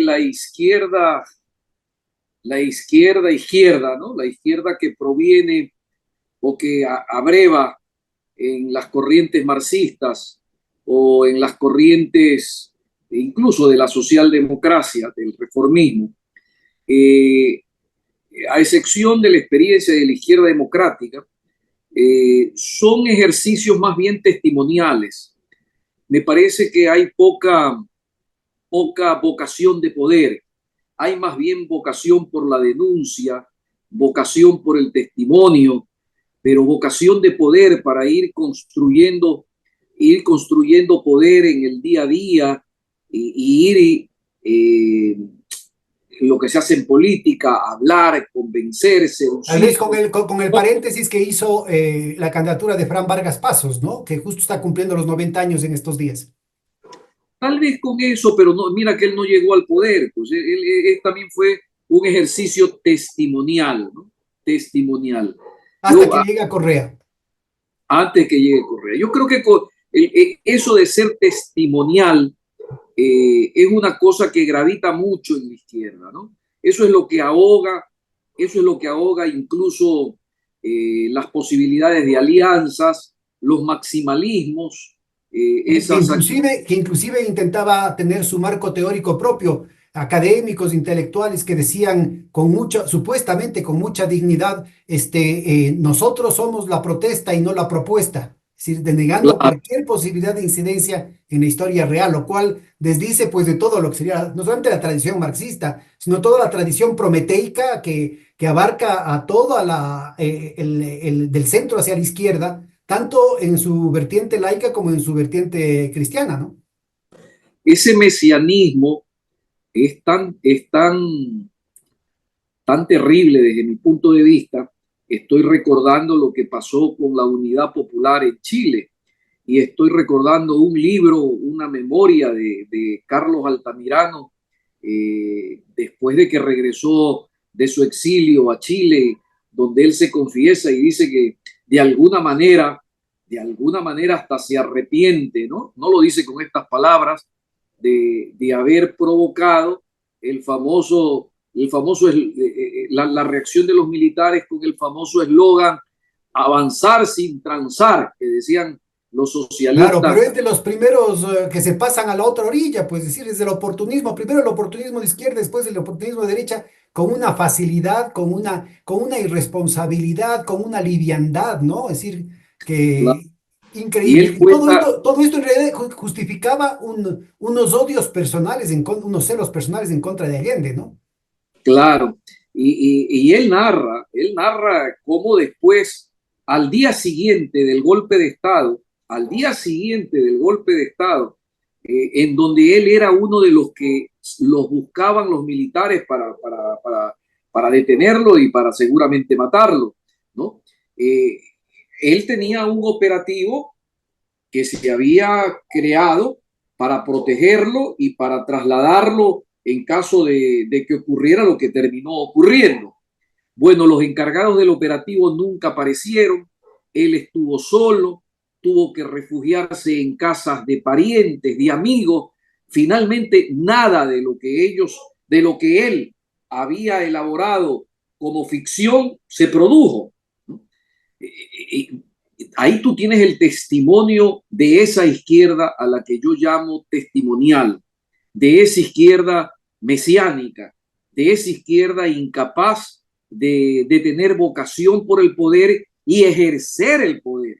Porque una Bueno, cosa... antes de entrar en cambio a lo otro, ¿no es cierto? Porque esa izquierda dejó sembrando una gran cantidad de organizaciones, una gran cantidad de estructuras dispersas locales de todo tipo, una gran cantidad de militantes, de cuadros, lo que llamábamos cuadros, que seguían trabajando ya en lo que podían, en su lugar de trabajo, en su lugar de vivienda, en lo que era su vocación fundamental, que termina siendo convocada de la noche a la mañana por Correa, ¿no?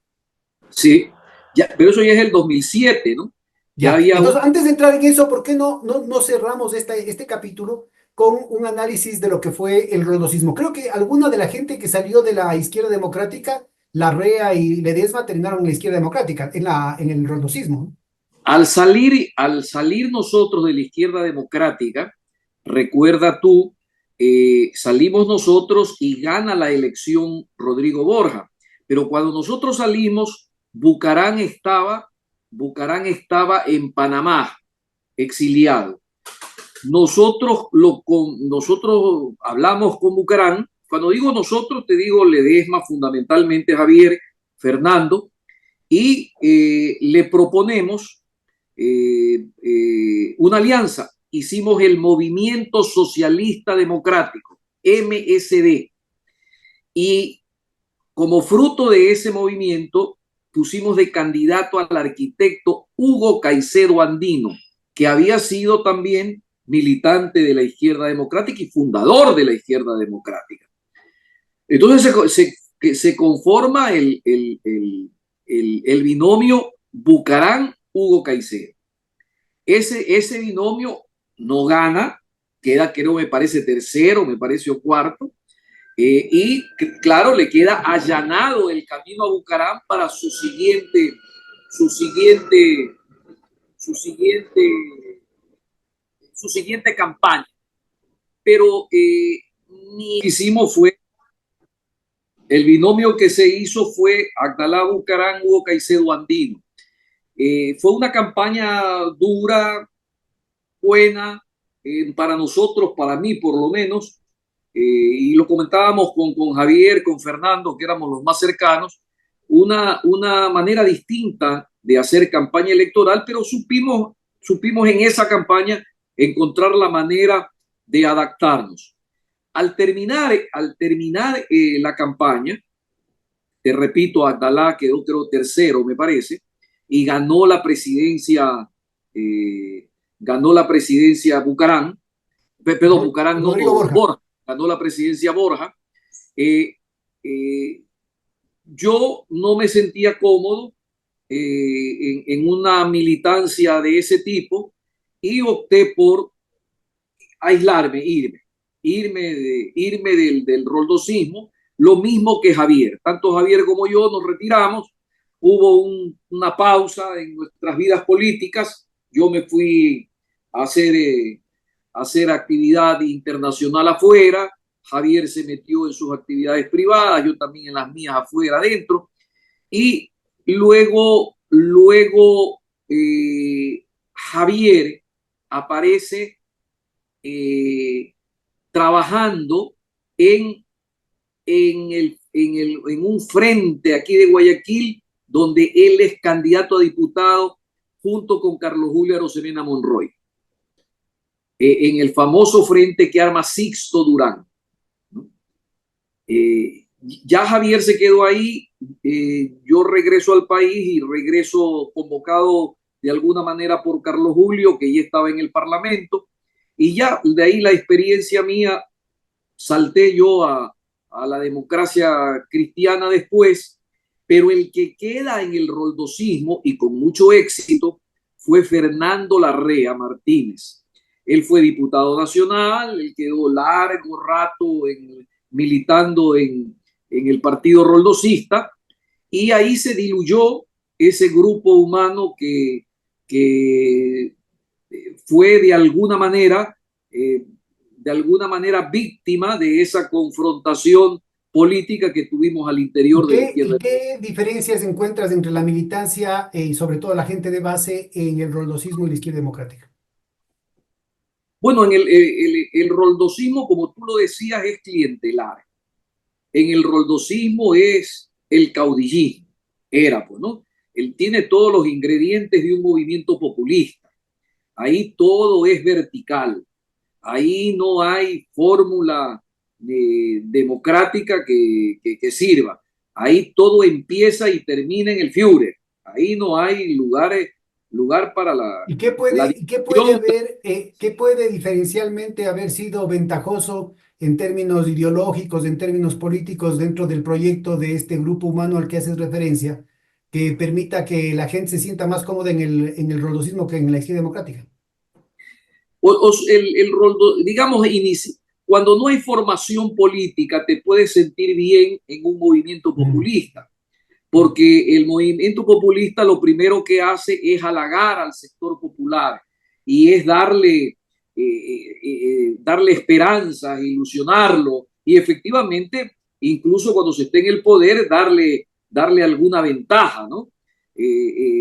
La principal tarea en un movimiento populista, tú lo entenderás muy bien, es convertir las grandes complejidades de las políticas públicas de Estado, tratar de volverlas sencillas y simples y resolver ese tipo de problemas de manera clientelar. Creo que la palabra es clave, ¿no? Sin mayores complejidades, ¿no?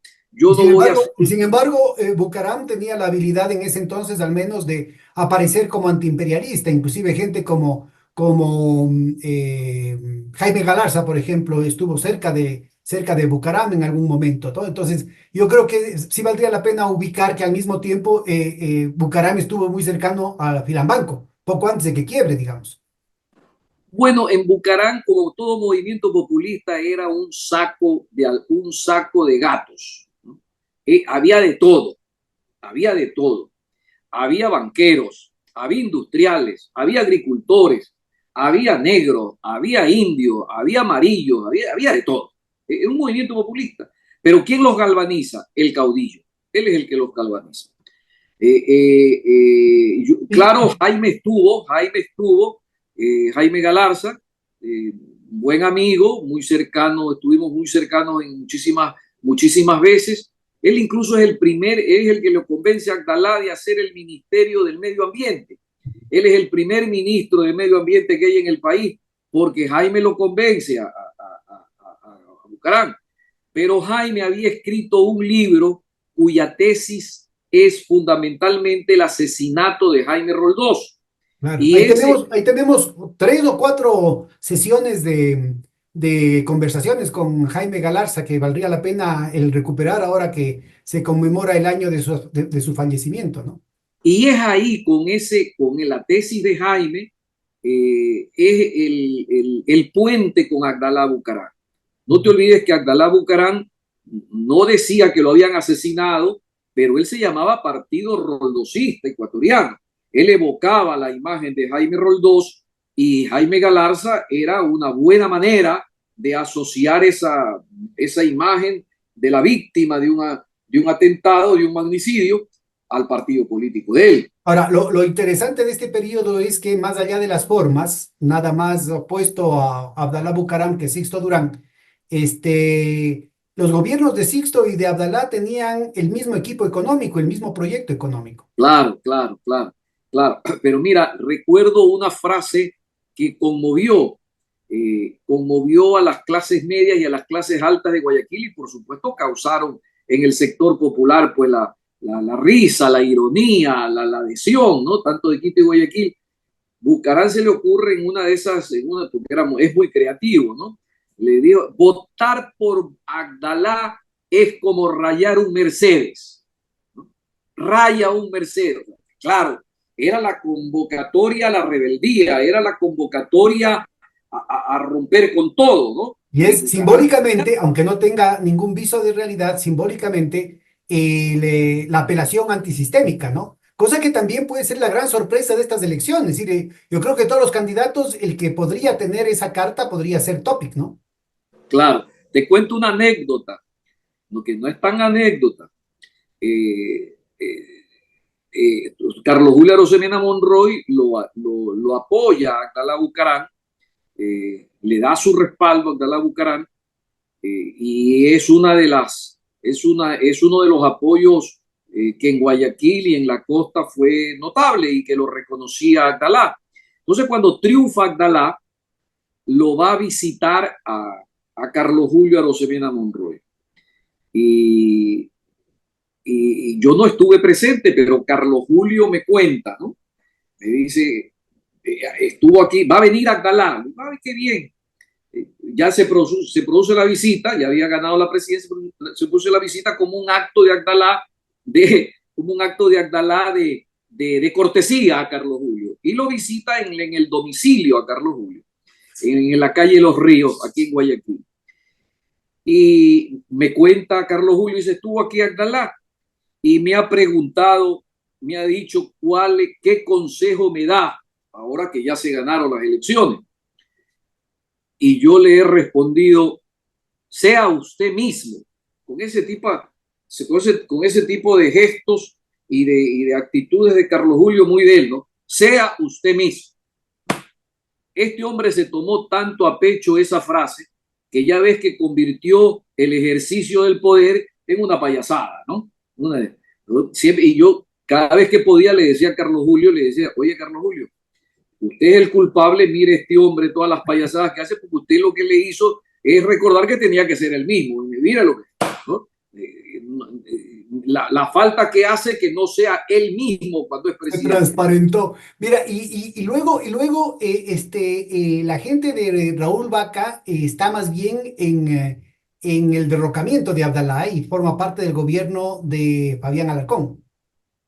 Claro, pero es que Abdalá convocó a tirios y troyanos, ¿no? Con su conducta. Llegó un momento en que Convocó a todos los demás a que lo tumben.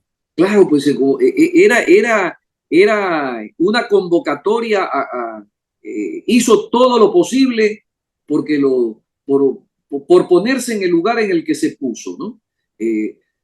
Mira, tú seguramente que has estado en el ejercicio del poder puedes entender esto que los griegos llamaban el síndrome de ubris, ¿verdad? Yo he visto mucha transformación en muchas personas una vez que llegan al poder, sufren una transformación terrible, La para mal, arrogancia, ¿no? ¿no? Y son ellos mismos los causantes de su derrota y de su debacle. Las explicaciones, ellos intentan encontrarlas fuera de ellos cuando muchos de los desastres políticos están dentro de los propios actores. Bueno, pero detrás de esa narrativa, digamos, que es muy común aquí en el Ecuador, está algo que me parece que es mucho más grave y que no se le ha dado la suficiente importancia, que es el hecho de que la crisis bancaria estaba ya en marcha, si los bancos ya estaban Sí, quebrados sí, sí. y sobre todo había este problema del diferencial regional, ¿no? Es decir, los principales bancos guayaquileños eran insalvables. Y entonces esta situación planteaba una fractura en las placas tectónicas del bloque de poder, que llevó a una situación tan grave como que se convocó a la marcha de los Crespones Negros. Es decir, más de 1 millón de guayaquileños en esa época no había habido un antecedente de una marcha tan grande, encabezados por Febres Cordero y Aspiazu Seminario y Nebot, ¿no es cierto? Pidiendo armas para ir a pelear en contra del centralismo quiteño, ¿no? Y lo que en realidad había estado es no había tal centralismo, lo que estaban es que los bancos estaban podridos, ¿no es cierto? Y lo que estaban es encontrando algún mecanismo, poniendo como carne de cañón a la gente para poder plantearse una negociación con los bancos quiteños y con el aparato estatal para que los rescaten. Yo creo que es muy importante ubicar porque era la época en que empezaron las narrativas que revisaban totalmente la historia del Ecuador para generar una serie de ficciones que planteen el conflicto. Y por otro lado, el asunto que era brutal, ¿no? Que pedían visa a los ecuatorianos para entrar a Guayaquil, acuérdate. Sí, pero, Acuérdate. Bueno, y ahora están regresando eso, ¿no? Lo cual puede ser sintomático otra vez, ¿no es cierto?, de que hay problemas con ciertos bancos que quieren desquitarse, creando aquí el caos. o sea, el problema, te lo recuerdo, Pedro, el problema aparece, la punta del iceberg aparece en la época de Sixto Durán Vallejo. Claro. Es que ahí se cambia la ley bancaria, se cambia de la ley general de bancos, que era una ley que generaba un marco de estabilidad y de regulación, pasamos a la ley general de instituciones del sistema financiero, basada en la experiencia, en el experimento chileno de la primera época, de la de Pinochet, que ya provocó crisis bancaria en Chile, crisis bancaria en Argentina, crisis bancaria en Colombia, crisis bancaria en Venezuela, crisis bancaria en México. Ya se había hecho ese experimento, ya se sabía cuáles eran los resultados y sin embargo se tomaron esas medidas. Es decir, se sabía lo que se iba a provocar. Tú lo dices con mucha más precisión por tu formación. Yo lo digo con un poquito menos de enjundia de la que tú pones, a partir solamente de destacar un hecho. Ahí se aprueban los famosos préstamos vinculados. Que otra vez regresan, que otra vez están vigentes, hombre, ese es el problema. Entonces, esos famosos préstamos vinculados son los que le abren la puerta a esta gente. Y recuerdo que se festeja estas decisiones se festejan estas decisiones en el propio Congreso Nacional, porque eligen a uno de los hermanos Ortegas superintendente de bancos, me parece. Es decir, a Drácula gerenciando el banco de sangre, ¿no? Y ahí se producen las famosas medidas que promueve la JIP, entre estas las de los préstamos vinculados. Ya estaba el Banco Continental mostrando sus problemas.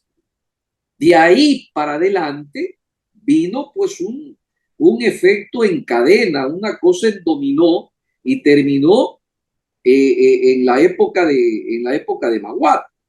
Bucarán ya fue un reflejo de lo que pasaba, pero Bucarán no estoy seguro si él estaba en conocimiento en firme de todo lo que estaba ocurriendo. Bueno, parte del conocimiento, o sea, un síntoma de ese conocimiento es que él planteaba la convertibilidad para evitar el salvataje sin límites que después sucedió, ¿no? Con la convertibilidad no hubiera habido esa capacidad de inyectar liquidez de una manera brutal y que jamás se recuperó. Hay cálculos que ubican que el salvataje bancario le costó al país más del 25% del PIB, que salió del bolsillo de los ecuatorianos para Sí, sí, sí, subsidiar sí, a los banqueros sí, corruptos, que luego tienen palacios en Miami. sí, Palacios.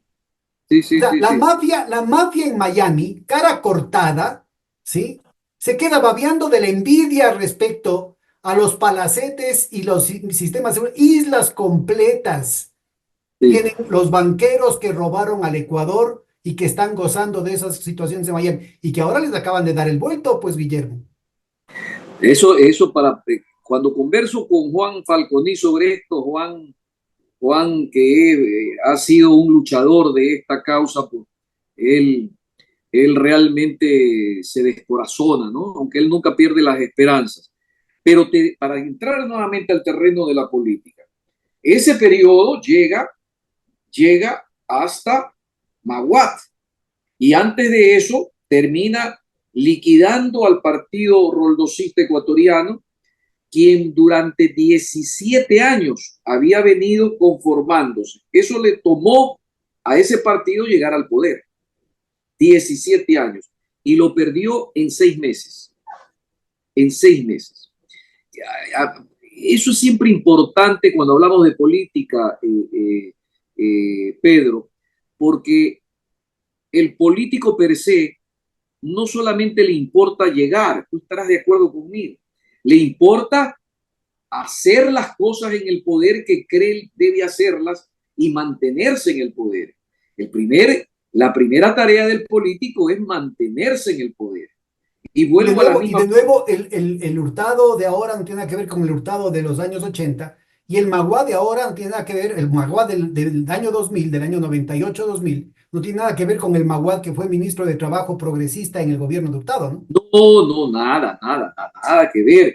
Las cosas han cambiado como el país Cuéntanos cambió. a nivel tú que estuviste dentro de la democracia cristiana, ¿cuál fue la estructura, ¿no es cierto?, partidaria que permitió, porque a la larga tuvo el gobierno, claro, por la conveniente desaparición del presidente Roldós. Luego fue parte del gobierno de Borja. Luego fue parte del gobierno de Sixto, pues. Sí. Y luego fue parte del gobierno de Fabián Alarcón y tuvo el gobierno de Maguad. ¿Cómo puede ser un partido de las numerosas 15 personas que tú mismo mencionas, que es un partido de cuadros, el poder suficiente, la estructura, la maquinaria electoral suficiente para resucitar y poder no solamente poner alcaldes en Quito, sino llegar a la presidencia? Ya nos contaste la situación personal de Maguad, pero quisiera ver a nivel de la maquinaria territorial de la democracia cristiana. Maquinaria territorial no existía. Mm. Lo que existía eran figuras. Una selección, yo te diría, muy bien hecha de la gente que tenía que estar y la gente que no tenía que estar, ¿no? Eh, ¿Cómo yo me explico esa permanencia de los cuadros de la democracia cristiana a lo largo de todos estos años que tú acabas de señalar? Me la explico precisamente por lo que hoy pasa en el país. La buena parte de la gente de la democracia cristiana tiene una experiencia pública, tenía una experiencia pública, una buena formación académica, estaban metidos en las fundaciones, estaban metidos haciendo tarea académica, estaban constantemente pensando lo público. Y cuando llega Sixto Durán, llega al igual que llega Novoa, con el tum tum, el ven tú, ven tú, ven tú, ven tú. La democracia cristiana siempre tuvo esa meticulosidad. Y yo te diría que esa aunque yo lo he escuchado a Osvaldo Hurtado últimamente, que él dice que una de sus tareas pendientes es no haberle proporcionado al país un partido político de gran aliento. Fíjate. Ahora, todos estos cuadros, hay todos cuadros le caía muy bien cuando era el momento oportuno los milloncitos que le venían del Banco El Pichincha, del Filan Banco y del Banco del Progreso, ¿no? Ah, y del Banco de Guayaquil también. Sí, sí, pues ellos siempre estuvieron muy ligados al sistema financiero y sin ningún problema. Ellos no eran un partido revolucionario, ¿no? Ellos no eran un partido. El hurtado de las comisiones legislativas que, que trabajaron para convocar a las elecciones en democracia, que tenía el Osvaldo Hurtado de dos mundos superpuestos. Ese no es el Hurtado que ejerció el poder, ese no es el Hurtado que lo tienes ahora, ¿no? Claro. La gente Ahora, va cambiando. hemos hecho la radiografía, porque bueno, de alguna manera se diferencia, el Partido Social Cristiano de alguna manera planteaba, en la medida en que representaba importantes sectores de la oligarquía productiva, tanto para el mercado interno como para el mercado internacional, de alguna manera negociaba con el Fondo Monetario y con la presión imperial el proyecto neoliberal. La democracia cristiana termina allanándose todo, son más papistas que el Papa.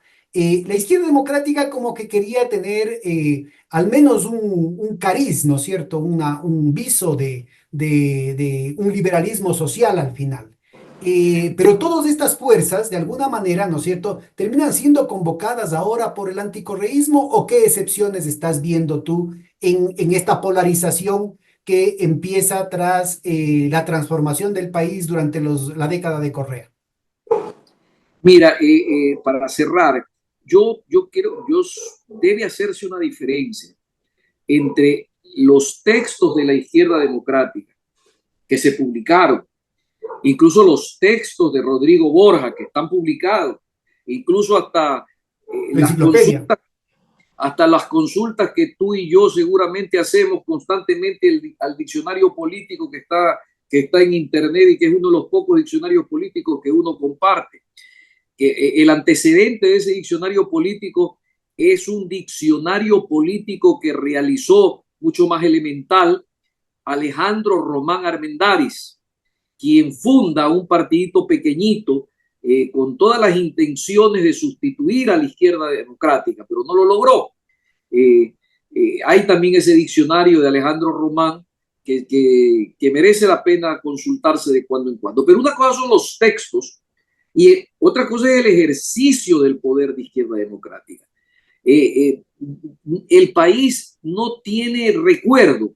En la memoria del país es difícil recordar un acto de transformación del tiempo en el que estuvo en el poder Rodrigo Borja.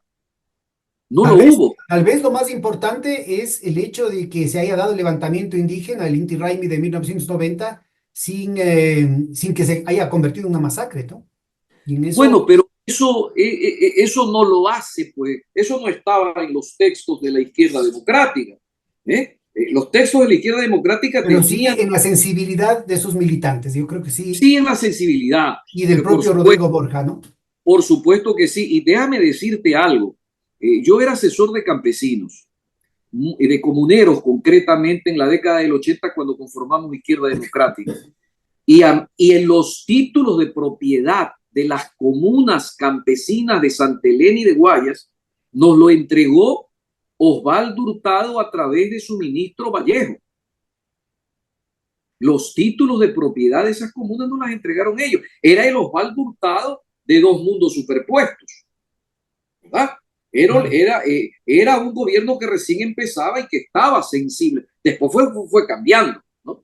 Y te recuerdo que esas comunas campesinas logramos los títulos de propiedad sin derramar una gota de sangre. Ahí no hubo confrontación, hubo un trabajo de organización meticuloso, hubo un trabajo jurídico. Solo para ponerte, nosotros no demandamos del Estado el reconocimiento de la propiedad ancestral, amparados en documentos entregados que encontramos del rey de España, en el que reconocía al común de indios de Chanduy y de Colonche. Y le decíamos nosotros al Estado del Ecuador, señor, usted lo que tiene que hacer es reconocernos a nosotros la propiedad comunal. Recuerda que había una ley de reforma agraria en la que pedían que se adjudique la tierra. Nosotros, a contraparte de eso, lo que le dijimos al Estado fue, usted lo que tiene que hacer es reconocernos la propiedad ancestral. Te pongo estoy recordando el dato jurídico, que esto es muy... Sí, nosotros, mira, coincidimos porque antes de los 90 yo participé en un equipo que constituyó la Federación de Comunas Indígenas de Quito, antes del levantamiento, ¿no?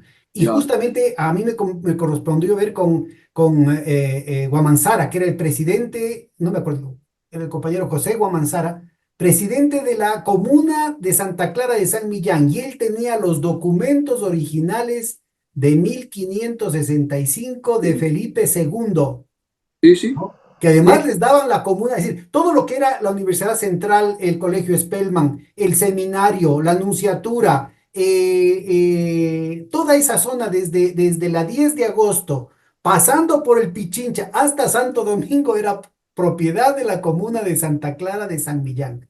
Entonces, una Hoy, cosa similar parecía con las comunas, por ejemplo, de Tarma, ¿no es cierto? Lo que era el cementerio, la parte de la Magdalena, el tema del colegio Paulo VI, que antes era Leonardo Murillo, la comuna de Chilibulo, Marcopamba y La Raya, lo que era el cuartel de ahí de la bahía, de la Mariscal Sucre ahora. Es decir, estamos hablando de que Quito se constituyó sobre la base de la expropiación de las tierras de las comunas. Entonces, es una historia similar, ¿no? claro, el señor Daniel Noboa está en la comuna Olón. Claro, y ahora vemos, y todos los amigos del club de surfistas, ¿no es cierto?, lo que ayudan es a expropiar las tierras de los Están comuneros. robándole la tierra a los comuneros. ¿eh?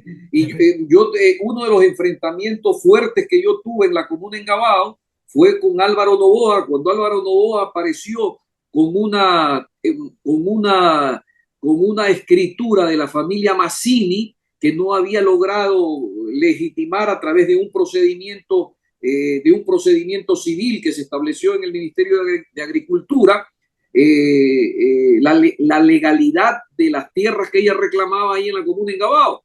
Y Álvaro Novoa se apareció con esas escrituras allá por la década del 80. De la familia Mazzini. Ojalá no te salgan con algún documento de la familia Lampi. Tendrán cuidado. De, entonces, mira, es una vieja cosa todo esto, ¿no? Ese Osvaldo Hurtado de la década del 80 ya no era, pues, ni siquiera después de cuando terminó su mandato, pues, cuando terminó con la famosa cosa de la sucretización, ¿no? Ya era un Hurtado distinto. Ah. Entonces, cerrando este capítulo, yo te diría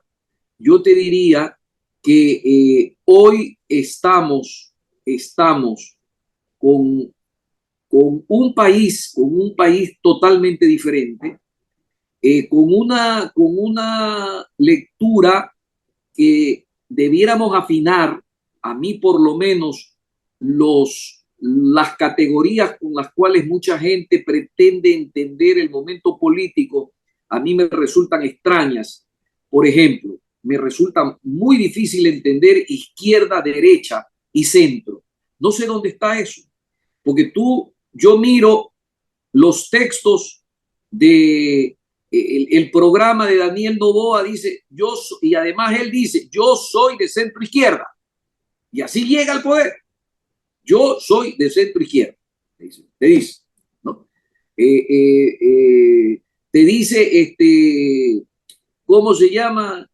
Así mismo dijo Lasso en la segunda vuelta electoral, cuando le recomendó el amigo marquetero famoso, le dijo que se colocara un poquito al centro. Y él fue... Zapatitos rojos, si te pones zapatitos rojos ya eres de izquierda. Ya. Entonces tú te preguntas, ¿dónde está la derecha? ¿Dónde está la izquierda? ¿Dónde está el centro? Yo lo miro, por ejemplo, a Jairal y me digo, centro democrático, ¿qué es eso? Él que además ya pasó por el poder, él que además tuvo una prefectura.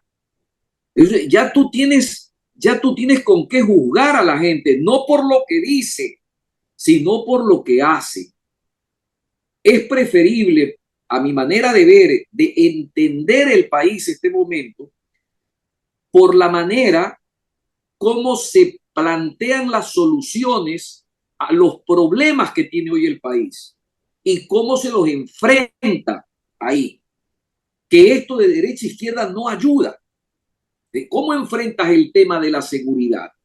Noboa dijo que él es un hombre de centro izquierda, pero tú no terminas de ver dónde está el centro izquierda en la respuesta que el gobierno de él le ha dado a la seguridad. ¿Dónde está? En la represión no está. Ese no es un concepto de centro izquierda. Entonces, si nos perdemos cuando comenzamos con estas categorías abstractas a tratar de entender lo que está pasando en el país. Para mí es más fácil entender cuando veo correístas, anticorreístas y en el bloque central ni lo uno ni lo otro, entiendo rápidamente al país. Y te diría algo y además una definición que no necesariamente pasa por Rafael Correa, sino pasa por el tipo de soluciones que se dieron durante el gobierno de Correa. Entonces, el correísmo, tú sabes, los que se alinean en el correísmo, tú sabes quiénes son y tú sabes por qué están ahí. Y te dicen por esto y por lo demás allá. Inclusive, sí, gente que puede ser muy crítica con Correa, por ejemplo, ahí está el caso del candidato Diego Borja, o el caso de, por ejemplo, de Leonidas Issa, ¿no? Es decir, yo creo que hay un campo que puede estar ubicado con distintos grados de distancia respecto a lo que podría ser el caudillo a propósito de esa visión absolutamente cuadrada que tienen en torno a lo que está de moda del populismo. Es el tema justamente, a ver, ¿cuál es su posición respecto a la redistribución del ingreso? ¿Cuál es su posición respecto a la obra pública? ¿Cuál es su posición respecto a la soberanía? ¿Cuál A es la su deuda. posición respecto a los derechos humanos? ¿Cuál es su posición respecto a la posibilidad del desarrollo industrial, del desarrollo nacional? ¿Cuál es su posición respecto a la deuda pública, a la deuda externa, al neoliberalismo, al Fondo Monetario Internacional? Y ese Cosa, creo que es una definición mucho más clara, sea que ideológicamente esté más cerca de Don Eloy o de García Moreno, ¿no? y es mucho más sencillo cuando, si tú le preguntas a este de centro izquierda, este señor de centro izquierda llamado Daniel Noboa, a ver, ¿dónde está? ¿Qué ha hecho usted en la educación? ¿Qué ha hecho usted en la salud? ¿Cómo, por qué la educación, educación superior y educación general está como está?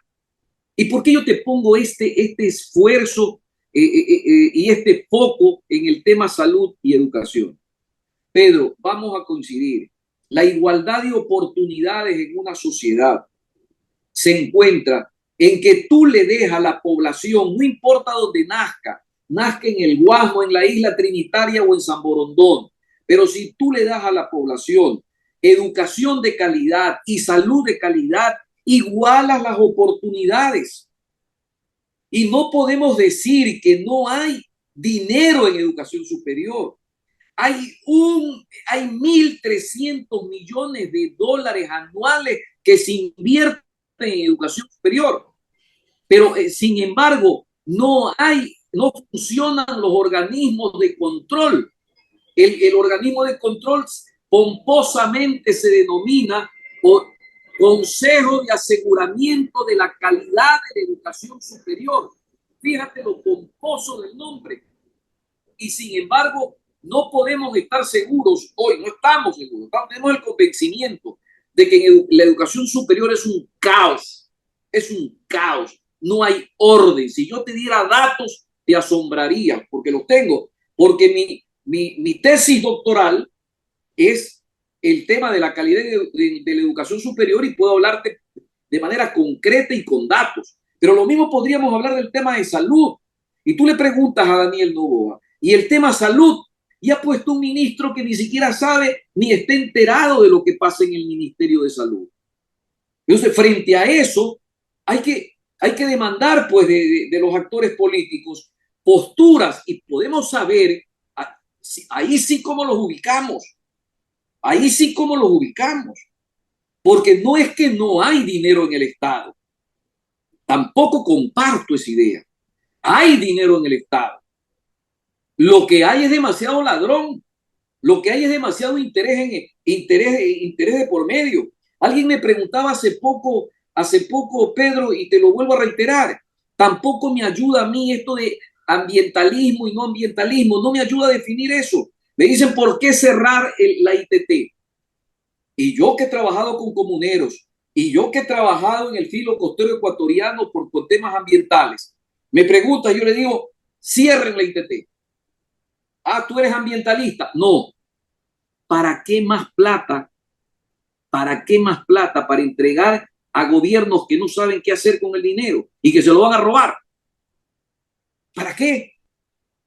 O sea, le vas a dar más Son plata. temas fundamentales para el futuro del país y se nos ha acabado el tiempo. ¿Te parece si te comprometo, Guillermo, para una segunda sesión en la que podamos ir más en detalle? Y me parece que este ejercicio que hemos hecho de tratar de entender cuáles son primero las características del liderazgo, las características de la estructura burocrática de los partidos, las ideologías, pero también el tema de las estructuras locales, de las estructuras clientelares o de las estructuras de base, dependiendo de cuál sea la orientación de la formación política. Y podríamos hacerlo sobre todo del centro hacia la izquierda, ¿no? Es decir, sería ahora el correísmo, sería Pachacuti, los partidos tradicionales marxistas-leninistas, aunque ya se ha mencionado de alguna manera el tema, y que yo creo que sería importantísimo el seguir con este análisis y aprovechando no solamente tu perspectiva académica, sino también tu experiencia práctica en los distintos partidos políticos. ¿Te parece? Encantado, mi querido Pedro. Usted sabe que es un placer conversar contigo. Ahí Lo estamos. mismo, ya ves, muy dulce la conversa y se nos fue facilito hora y media. Te mando un gran abrazo y hasta la próxima. Hasta la próxima, Pedro. Uy.